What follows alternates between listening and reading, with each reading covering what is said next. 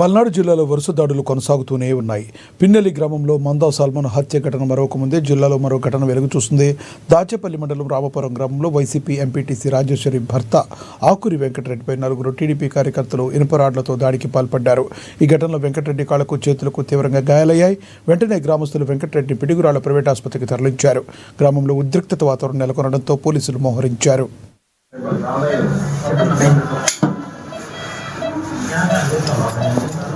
నేను దాచేపల్లి వస్తూ ఉంటే ఒక టీడీపీ గుండాలు అటాక్ చేశారండి. కార్తో ఆపి అడ్డగిచ్చి 30 మంది రాడ్డులు సుత్తితో ఎమ్మడబడి పడేసి కొట్టారు. నేను చచ్చిపోయాని చెప్పేసి వదిలేశారండి.